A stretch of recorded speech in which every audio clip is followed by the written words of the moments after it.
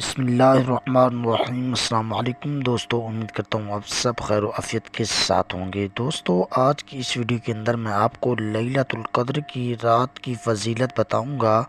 اور ان لوگوں کے بارے میں بتاؤں گا جن کی لیلۃ القدر کی رات کو کوئی عبادت قبول نہیں ہوتی، چاہے وہ پورا رمضان شریف جو ہے وہ مسجد میں گزار دیں، یعنی طاق راتوں میں لیلۃ القدر ہوتی ہے تو پورا رمضان اگر وہ مسجد میں گزارتے رہیں، تسبیحاں پڑھتے رہیں، تراویحاں مکمل پڑھتے رہیں، نماز 5 وقتی پڑھتے رہیں، پھر بھی ان کی دعا قبول نہیں ہوتی۔ ایک مرتبہ کا واقعہ ہے کہ حضور صلی اللہ علیہ وسلم تشریف فرماتے، صحابہ کرام بھی ساتھ بیٹھے ہوئے تھے۔ آپ نے فرمایا کہ لیلۃ القدر کی رات کو فرشتے آسمان سے نیچے آتے ہیں، حضرت جبرائیل ان کی قیادت کر رہے ہوتے ہیں، یعنی ان کے ساتھ حضرت جبرائیل موجود ہوتے ہیں، اور وہ ہر ایک شخص کی جو ہے وہ اعمال نامے، عبادات جو ہے وہ تسبیحات اور دعائیں وغیرہ جو ہے وہ لکھتے ہیں، اور جو شخص اس رات کو دعا کرتا ہے اس کے ساتھ مل کر جو ہے وہ فرشتے، وہ ملائکہ دعا کے وقت وہ آمین کہتے ہیں، اور صبح جب ہوتی ہے تو وہ چلے جاتے ہیں۔ تو جب وہ جاتے ہیں تو وہ جبرائیل سے سوال کرتے ہیں کہ اے جبرائیل، آج کی رات یہ کتنی بابرکت رات ہے، اس رات کو اللہ تعالیٰ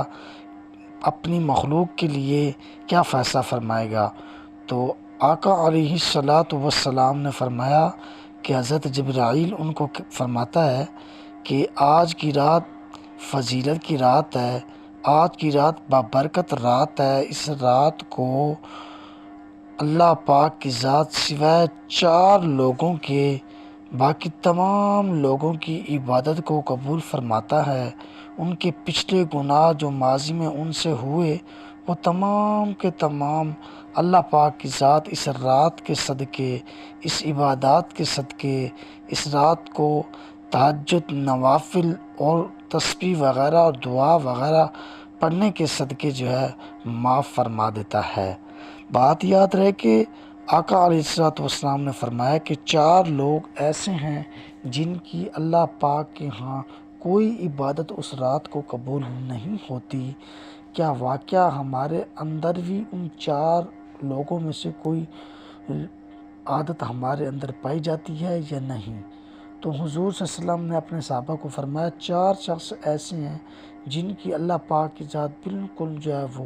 عبادت کسی صورت میں قبول نہیں فرماتی، چاہے وہ صبح سے لے کر شام تک اللہ کی عبادت کرتے رہیں، اللہ کی راہ میں صدقہ دیتے رہیں، زکوٰۃ دیتے رہیں، نوافل پڑھتے رہیں، قرآن پاک کی تلاوت کرتے رہیں، حتیٰ کہ حضور صلی اللہ تعالیٰ علیہ وآلہ وسلم پر درود پاک بھی پڑھتے رہیں تو اللہ تعالیٰ کی ذات ان کی دعا کو قبول نہیں فرماتی، ان کی بخشش نہیں ہوتی، وہ اللہ تعالیٰ کے غضب کا شکار جو ہے وہ رہتے ہیں ہمیشہ ہمیشہ کے لیے۔ صحابہ اکرام نے عرض کی، اے اللہ کے پیارے نبی، آخری نبی، ہمارے سردار، نبیوں کے سردار، ہماری جنت کی ٹکٹ دینے والے، آپ ہمیں بتائیے گا وہ 4 شخص کون سے ہیں؟ تو حضور نے فرمایا سنو اے میرے صحابہ، ان میں سے پہلا شخص جو ہے وہ شرابی، جو مسلسل شراب پیتا ہو، یعنی جس نے عادت بنا لیا ہو شراب کو، کھانے کے بعد شراب پیتا ہو، نماز کے بعد شراب پیتا ہو،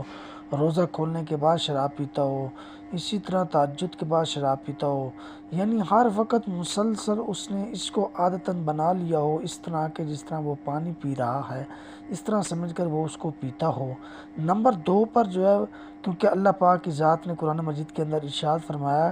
یا ایھا الذین آمنوا لا تقربوا الصلاۃ، یعنی قرآن پاک میں جو ہے نماز کے بارے میں بھی بتایا گیا ہے، اور اس کے علاوہ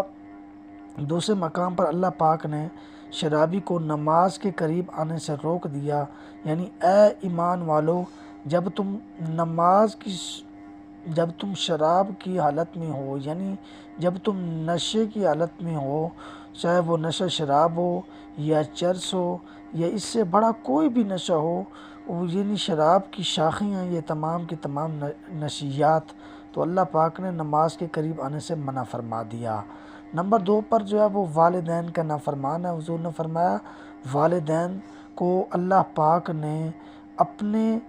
درجہ دیا ہے، یعنی رب ارحمہما کما ربیانی صغیرہ، کہ تمہارے ماں باپ تمہارے خدا ہیں، یعنی خدا صغیرہ ہیں۔ کبیرہ تو وہ اللہ کی ذات ہے، صغیرہ یعنی آپ کی پرورش کرنے والے، آپ کا دیکھ بھال کرنے والے، آپ کے مستقبل کے بارے میں سوچنے والے ہیں، تو ان کے ساتھ احسان کرو۔ قرآن مجید میں اللہ تعالیٰ نے فرمایا وَبِالْوَالِدَيْنِ احسانًا، اپنے ماں باپ کے ساتھ اچھا سلوک کرو، احسان کرو، ان سے دعائیں لو، ان کو جو ہے وہ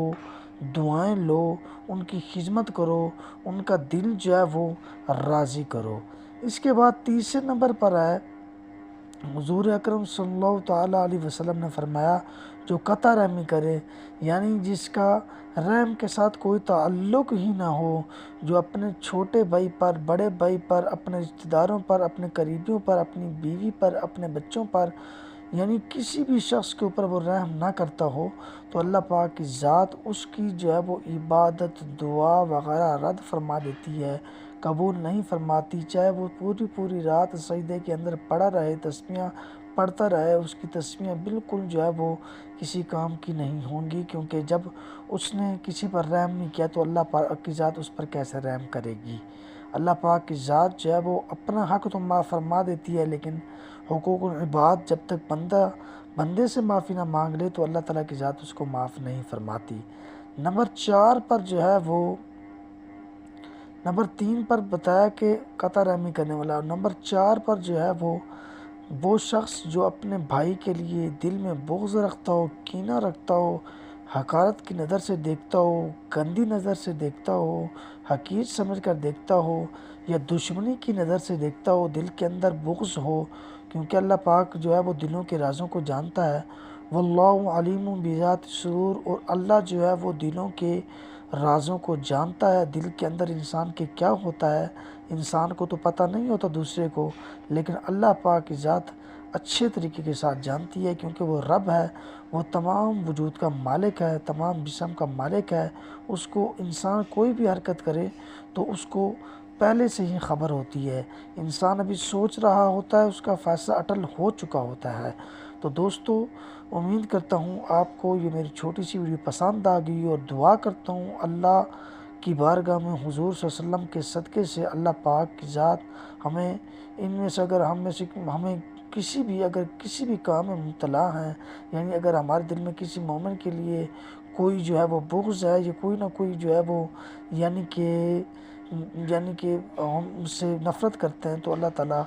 ایسے 4 کاموں سے محفوظ فرمائے۔ تو دوستو، امید کرتا ہوں آپ کو یہ میری چھوٹی سی ویڈیو پسند آ گئی ہوگی، پسند آئی تو سبسکرائب کر دیجیے گا، بیل آئکن دبا دیجیے گا، لائک کر دیجیے گا، شیئر کر دیجیے گا، اپنا بہت سارا خیال رکھیے گا، ملتے ہیں آنے والی ویڈیو میں، تب تک کے لیے اللہ حافظ۔